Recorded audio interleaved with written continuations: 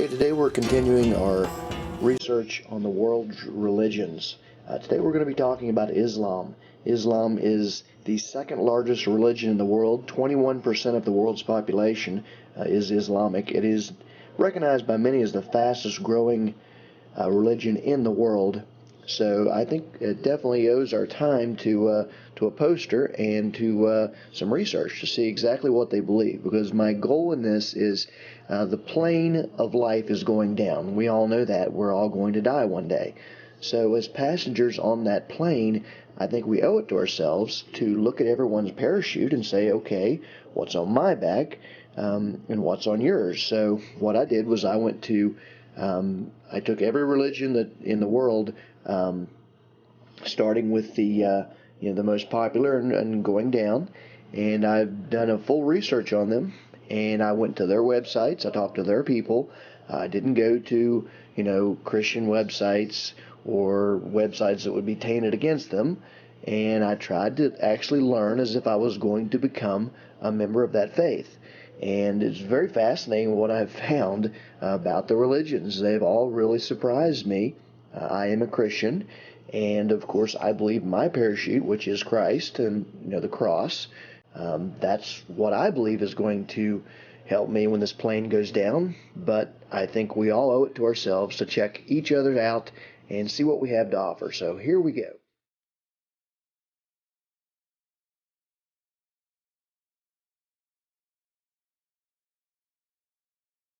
Okay, Islam was founded by their only prophet, Muhammad, approximately 1400 years ago. He reported revelations that he believed to be from God. Basically, he said that the angel Gabriel, pronounced Jibril, had given him these revelations, and this revelation was known as the Quran. And of course, we have the Holy Quran, and that is their most important book, of course. He was formerly a member of the Mecca. These were descendants of Ishmael, which is very interesting. We'll talk a little bit about Ishmael. But he leads a rebellion against the belief in many gods, and eventually unites the Arabs into one faith. And of course that faith is Islam, and they believe in only one God. Their main things that they like to talk about is that Allah is the one true God.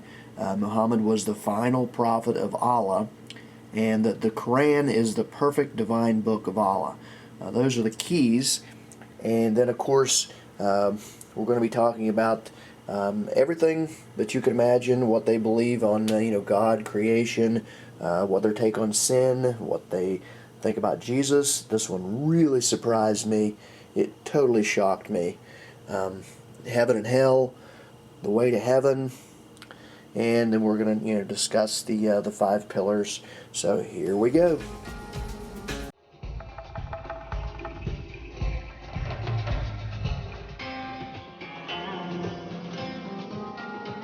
Okay, Islamic followers, who we will refer to as Muslims, they believe in one supreme God. He is called Allah. He is proclaimed as the same God of Abraham from the Old Testament. Allah is unique, the only deity, creator of the universe, and omnipotent. Basically, they believe that their God is the same God of Judaism. Now, later we'll be talking about Judaism, but for now, those of you who are Christian or into Judaism, you will, of course, know this story. Abraham, who was, God's chosen man to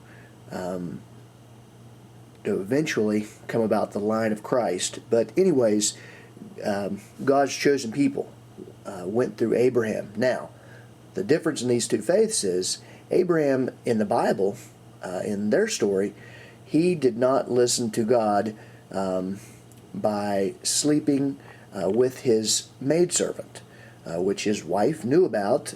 They thought they were too old, and they just didn't trust God's plan, so they went that route against God's wishes. Now, God doesn't, as usual, he doesn't just step in and wipe out Ishmael. No, he actually finds a way to protect Ishmael, and in the Old Testament it says that his descendants will be known as wild men, and a thorn in the side of the Israelites. And I think that pretty well sums up what would later come of those descendants. Now, again, I'm not saying that's right or wrong. I'm just saying that's what it says. So that's what we have. We have a split. So Abraham had his own son Isaac, and that is what Judaism, which later would birth Christianity. But again, this is the other route. This is Ishmael, the other son, who was in the Bible, was sent off. He is going to have descendants, and those descendants are going to eventually begin the Islamic faith.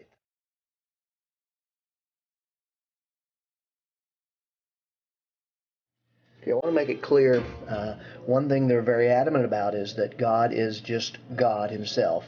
There is no Trinity in their faith. They're very against the worship of any other gods. It is one God, and that's Allah. And again, they believe that that is the same God of the Old Testament. Okay, the story of creation is very similar to the Judaic Christians. 6 literal day creation of entire universe, angels, earth, humans, although there are details that are vague and scattered throughout the Quran. The Garden of Eden story varies in the following details. The Bible gives us a very clear story of creation in Genesis, but the Quran, you're looking at picking and finding all throughout the book, so it's not exactly easy, but you can come up with the creation story. Now, here are the things that are different in the Islamic version, and there probably are other things, but these are the things that I did find. Shaitan, the word for Satan, is not an angel but a jinn. It's a spirit of fire. Now, Shaitan refuses to bow to humans. He falls and tempts them with the forbidden fruit. The jinn, unlike angels, are said to be created with free will as humans. So that's a little difference that they believe in. It says humans were created in Jannah, which is paradise, then banished to the earth after the fall. And animals were carnivores pre-fall. Number 4, this one really sticks out to me. Raiment versus skins is used to clothe Adam and Eve post-fall. The tree of eternity is the name of the forbidden tree, and instead of the forbidden fruit, the knowledge of good and evil. Adam and Eve were forbidden to even go near it in their story. And pain, suffering, and death all seem to exist pre-fall in their story. Satan tempts Adam and Eve together and says they could become possibly angels or live forever. So those are the stories, and we've talked about this before. When you see elements of the Christian faith in other religions, Christians shouldn't worry about that, because when Noah stepped off the ark, his 3 sons, they scattered in different directions. Of course, one of those sons would eventually birth Abraham, and who would eventually become of Moses, and we would have this story as given to him in very detailed fashion. Now, what is everybody else going to have? They got off the ark too, so they're obviously going to have a watered-down version. I'm not saying that critically, but they're going to have their own versions passed down. So what you're going to have is things like this and other stories of creation.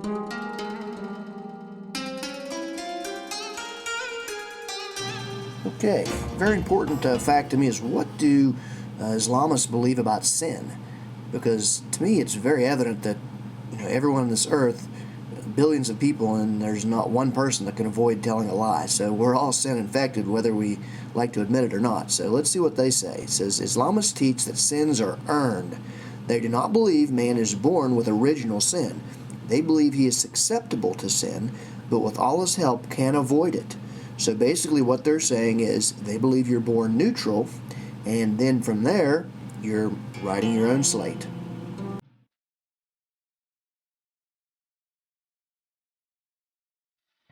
Okay, get ready for a shocker here, if you're like me. I mean, I'm 40 years old, and I thought I knew a little bit about Islam, but I had no idea this is what they believe about Jesus. Get this, Jesus was regarded as the last prophet sent to turn the Israelites to Islam. He is said to have prophesied the coming of the Muslim prophet Muhammad. They believe he was born of a virgin, performed miracles, and was the Messiah. He was believed fully human, without any divinity, not the Son of God. He is believed to have descended to heaven without being crucified. They believe that a double was inserted to fool everyone. Theories vary on that. He is prophesied to return on Judgment Day and battle, killing the Antichrist. He will then proclaim Islam and reveal the truth to the world.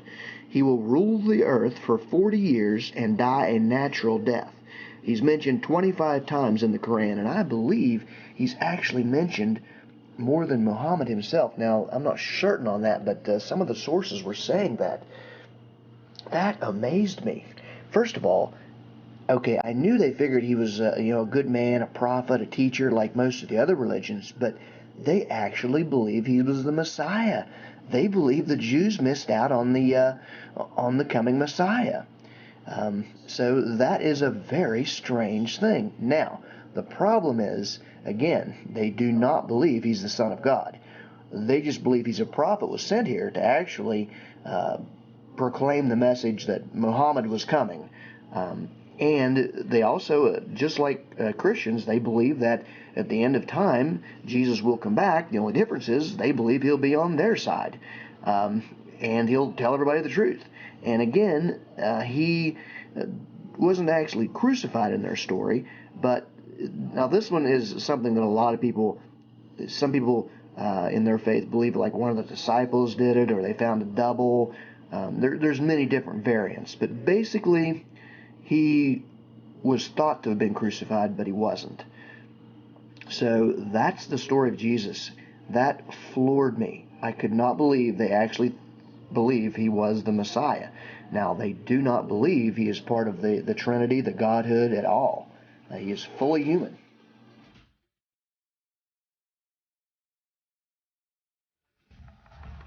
The Islamists believe that heaven and hell both exist. The heaven, which they actually call Jannah, is described in detail.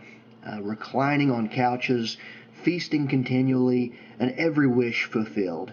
Levels of this paradise are also described, the highest reserved for Muhammad, prophets, martyrs, and the most righteous.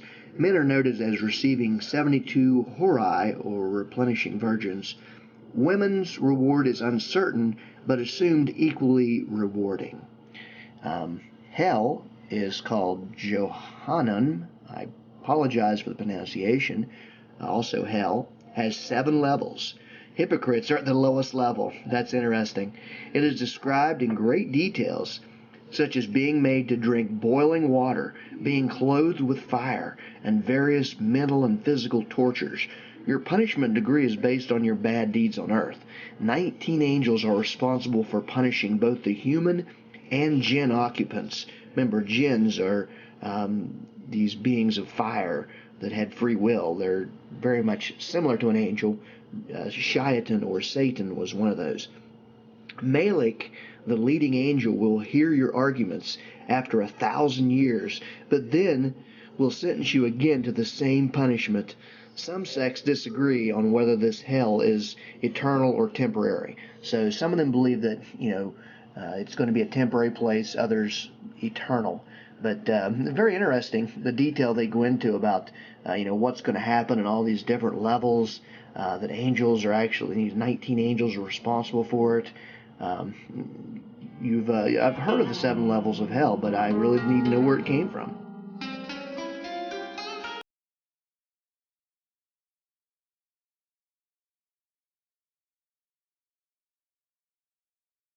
Okay, the way to heaven. Now, this is the most interesting part to me of all religions. At the end of this life, what is going to happen at death? So here's what they believe. It says, at death, the soul enters a sleep-like state. Awakened on Judgment Day, they will be judged by Allah.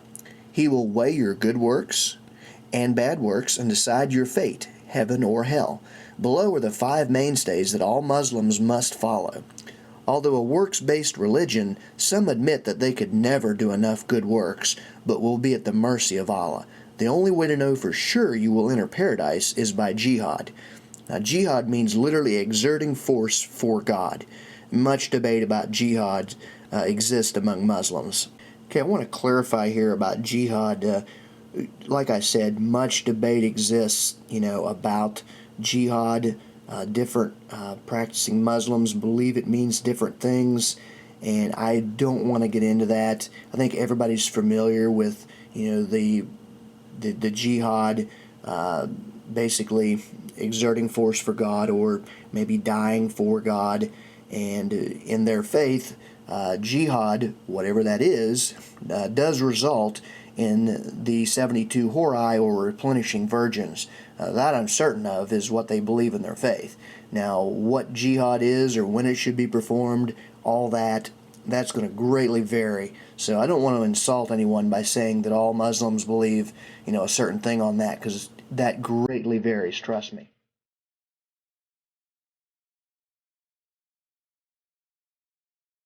Okay, we're going to be talking about the 5 pillars of Islam. These are the 5 most important mainstays of every Muslim. So let's go over them. The first one is, number 1 is say the confession of faith. And that is, a Muslim must confess there is no God but Allah, and Muhammad is the prophet of God. Number 2 is pray. Muslims are to pray 5 times a day, shortly before sunrise, mid-morning, noon, mid-afternoon, and after sunset. Number 3, they must give alms. Muslims are to give 2.5% of their wealth to the poor or the needy. Number 4, fast during Ramadan for 1 lunar month from sunrise to sunset. And the 5th one is make a pilgrimage to Mecca. Every Muslim who is financially able is to travel to the birthplace of Islam once in his or her lifetime. Now, this was one of the most interesting things about this faith to me. Now, not that I agree with them, but I will say they give you a nice little checklist here. I mean, they make it very organized as far as what you have to do. I mean, you basically are going to say that, God is Allah and that Muhammad's his prophet. Check. You're going to pray 5 times a day. Check.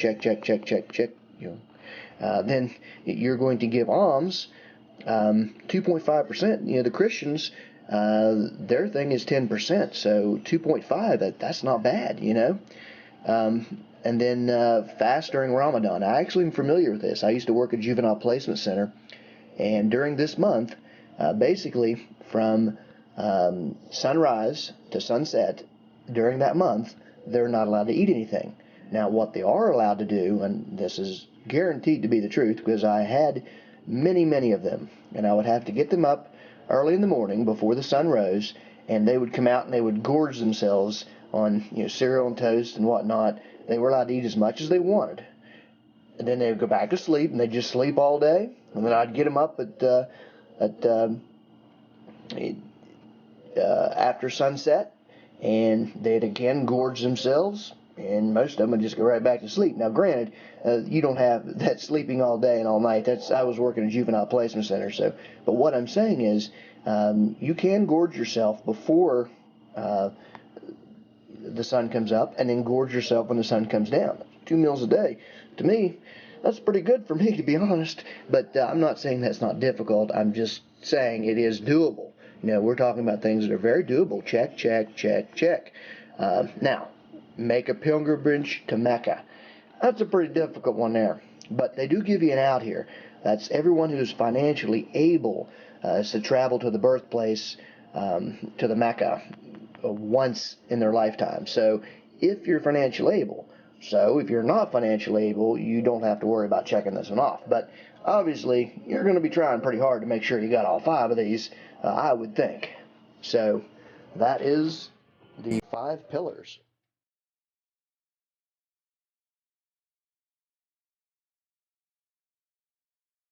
Okay, the Prophet Muhammad, I apologize for not having a little more quotes of his, but the only one that I had down here was, "I leave you with two things.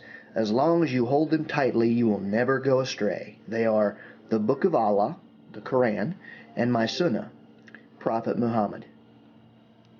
Okay, the symbol for Islam is the star and crescent, and this is actually a little controversial. Some Muslims do not agree with having this because originally, in the days of Muhammad, the Muslims were very against having anything geometric come out to symbolize their faith, like the cross with Christianity or the Star of David with Judaism. So they would actually cover their money with words just to make sure that this was not done. But later on, this started seeping in, and some use it, some don't. But it is known by most people as representing Islam. And again, it's not my intention to insult anyone that does not use that in their faith at all.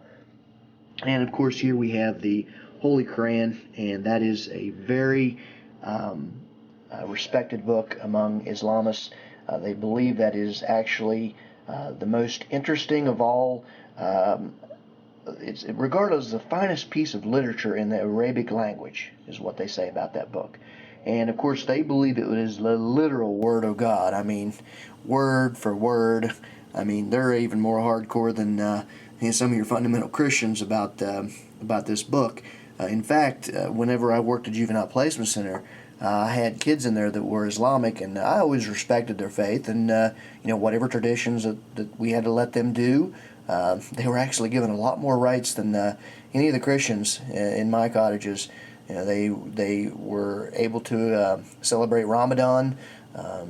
They were able to eat different meals. If they didn't like what was cooked for them, they could request different things based on their religion. All that was provided for them. Great lengths were went to met their needs, trust me. But anyways, the Book of Quran was very touchy with them. If anybody else even physically touched it that was not Islamic, they would become very upset, furious, or it was just, let's just put it this way, it was a very touchy thing. I don't think anyone who's not Islamic is supposed to physically touch that book. So I personally don't have that book myself, but I do have the download of it on my cell phone as an app just to study what they believed. But I figured since it was that sensitive of a book for them, I'm not going to buy one and put my hands on it, but I figured I would study it online.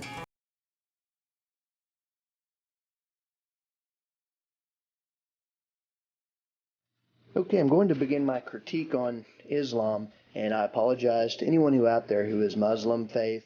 I do have great respect for all the other faiths. I've personally examined all of them. I didn't start with you. I started with the oldest known Hinduism, and then I went to Buddhism, and then, because that evolved out of Hinduism, and then I went to Islam. So I've came to you in this order, and my critique will, of course, be negative. I'm a Christian, and I don't agree with you, but at the same time, I think we owe it to ourselves as passengers on a plane that's going down to look at each other's parachutes and say, okay, what do they believe? And let's go from there. And I went to your websites. I didn't go to Christian websites. I thought I knew a little bit about the faith, but to be honest, I was completely wrong on most of it.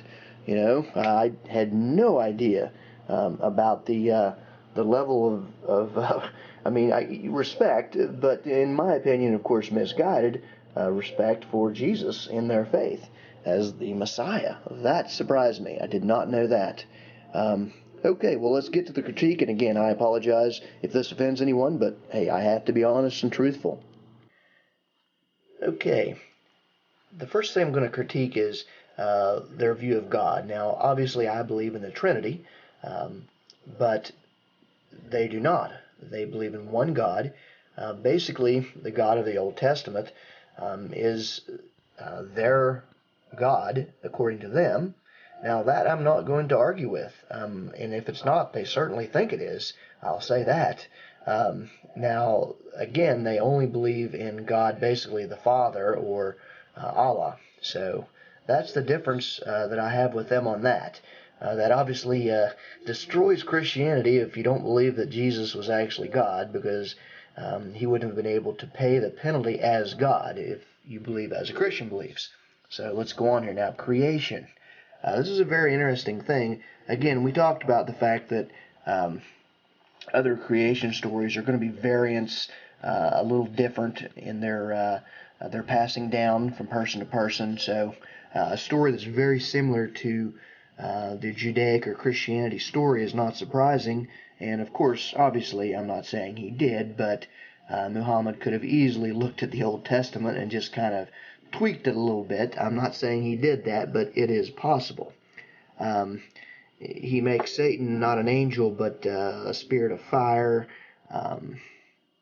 Let's see here. One thing that I noticed that kind of bothers me, and that is raiment versus skins, is to be used to clothe Adam and Eve post-fall. If you remember in the Old Testament, when Adam and Eve fell, they realized they were naked, and they tried to cover themselves with fig leaves. And those fig leaves were not a proper clothing. God said, I have to do it myself. So it actually, this is actually a question I ask some people to kind of fool them as Christians. I say, when was the first blood shed in the Bible? Well, almost all Christians are going to say Cain and Abel, but that's actually not true. The first blood shed was skins of animals. It says the Bible made them, it says the Lord God made them coats of skins. Where do you get skins from? Animals. That means an innocent animal's blood had to be shed, which would foreshadow later the shedding of the blood on the cross. So it doesn't surprise me that, now I'm not saying that the Islamists have taken it out for that reason purposely, but it does seem to me that they would want to avoid that shedding of blood, the skins, so they would use raiment. Okay, now sin, I disagree with them. I believe we are born with a sinful nature, and to me, it's they're saying that we're born with sin-free. Then you're neutral, and then basically you choose whether you want to do good or bad. But the problem with that is, I can easily look at, you take any baby and you raise him in a lab, and you be nothing but good to him. You never tell him a lie. You just give him love. And I guarantee that little baby will lie, steal, manipulate, be selfish, and it's not going to change when he gets older. It's always going to be your nature, myself included. You pin me down and try to get me in trouble, or catch me to get me in trouble. The first instinct I have is to try to cover my tracks, try to hide, try to lie. Now, will I do that? Hopefully not, but I'm just saying, that's my first instinct. So. And oftentimes you will. There's not one person out of billions of people that can resist lying. We're all liars. We're all hypocritics sometimes. You know, we're liars and hypocrites. We're thieves. You ever stole anything? You're a thief. It's very evident to me that sin exists, and it's very evident to me that every person on this planet is infected with it. Whether you admit it or not, whether you want to call it something else, you have a condition, and so do I. Okay, their take on Jesus, again, it shocked the daylights out of me. I had no idea they believed this, but it just seems strange to me that they would think that basically Jesus' main purpose was to prophesy the coming of Muhammad. He never speaks of Muhammad.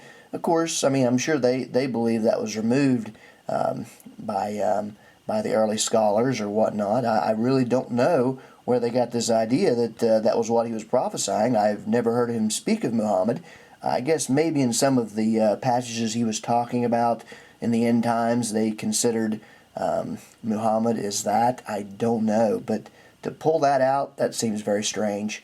I would have thought he would have made it a little bit clearer that was his main goal here. Now, as far as, he was born of a virgin, performed miracles, and was the Messiah.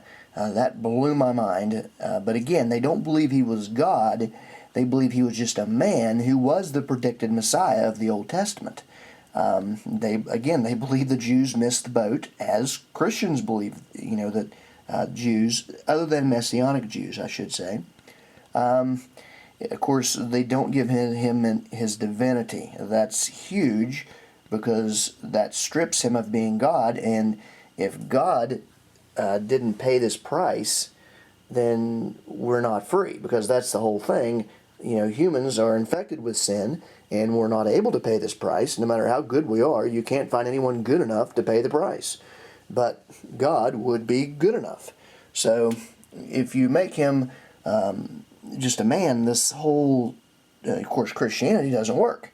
Now, what's interesting is they actually believe that he didn't even go to the cross. So basically, what they believe is at the last minute, there was a double put in, or some kind of switcheroo took place. And everyone believed that he went to the cross, but secretly he went away and was, of course, taken to heaven. And then later he's going to come back in the end times and lead them against the world. And, it's a very obvious problem in today's society. You have the Muslims and the Jews. They both believe in the end times. The end times are going to come when, the Islamists believe that the end times is going to come when God comes back, who they believe, well, actually, no, they believe Jesus is going to come back, but as a man, and he's going to lead them to annihilate the Jews. And the Jews believe that, well, of course, they don't believe in Jesus, but they believe in a Messiah that's going to come back, and when everyone tries to annihilate them, then he is able to overpower them and take over and rule the world. So, and then, of course, Christians, we believe that Jesus is going to come back, but not as a man, but as God. And you have this three-way pull, and nobody's going to give on that. I mean, obviously, if that's what you believe, it's the perfect setup if you really want to cause complete annihilation, is to get these three intertwined faiths at each other's throats, and that is a serious problem. Something else I wanted to point out, Jesus, when he comes back, according to the Muslims, he's going to rule the earth for 40 years and then die a natural death. Okay, I wanted to talk about heaven according to the Islamists. Jannah, or heaven, it's described in detail here, and I went over the details of it earlier. But these reclining couches, they're feasting continually, and of course, men are noted as receiving the 72 replenishing virgins. Now, women, it's not exactly talked about what they're going to get, but if you would ask them, they would basically say that it'll be something, that they would enjoy.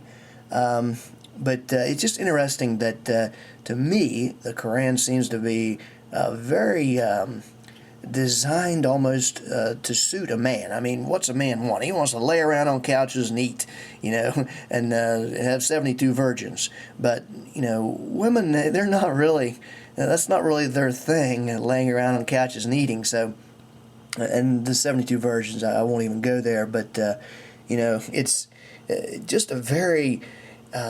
seems to be, I don't want to say, but, sort of biased towards women, because it seems to be very designed to be all about men. And so let's go on from there. Okay, the way to heaven here, I'm going to critique this just a little bit. Basically, they believe at death the soul enters a sleep-like state, and actually some Christians and some, Judaic followers actually believe the same thing. Whether the person goes to another place or whether they actually are just asleep until the resurrection, that is debated amongst everyone. So that's not a big deal difference. And then they're going to be awakened on Judgment Day and judged by Allah. And He's going to weigh your good works and your bad works. Now, you hear a lot of people actually think this is the way it works in Christianity, that God's just going to weigh your good works and your bad works, and then hopefully the good ones work out. But that has nothing to do with Christianity. It's all about, the cross, and that Christ died on the cross to pay for our sins, to make us able to go there, worthy to go there. But anyways, back to what they believe here. Basically, you're going to have the five mainstays, these pillar of faith, that you need to check off. Now, what I like about this, with the Hindu faith and the Buddhist faith, I had a very difficult time knowing for sure that I'd covered my bases. And I'm not saying that that's easy with Christianity either. I mean, I understand as much as you can about what Christians believe will get you to heaven. It's through the cross. It's nothing of yourself. But let's just say that it is still very difficult to say exactly what to do. Whereas I will give the Islamists credit here. They've got this nice little checklist. I mean, check, check, check, check, check, and hey, you've got bases covered. I mean, you figure, hey, I said that Allah's God, Muhammad's his prophet. I prayed 5 times a day. I'm saying if you show up before God at the end of time and you say, look, I did that. I did that. I gave 2.5%. Shoot, I gave 3%. I fasted during Ramadan. I did every daggone year, and then I made 2 pilgrimages to the Mecca. I mean, you check these off. I'm not saying that obviously, even if you ask a Muslim, okay, if you do all these, are you guaranteed to get in? They're going to say no. In fact, they never know until they stand before Allah and He weighs their good and bad works, and then they'll know whether they get in or not. But no Muslim knows for sure that he's going to heaven. Okay, I wanted to show you something from the Quran, and again, out of respect for their faith, I did not purchase a book of Quran because I do not agree with them, but I did want to learn about their faith and see what their parachute was all about. But I did download several apps. I made sure that I downloaded their official app for the Quran, and this one actually let me listen to it too if I wanted to. But I was very curious about the verse to see if it was in there that I'd heard about women, and it is in there. I'm going to read the English version. It says, "Men are the maintainers of women, because Allah has made some of them to excel others, and because they spend out of their property. The good women are therefore obedient, guarding the unseen as Allah has guarded.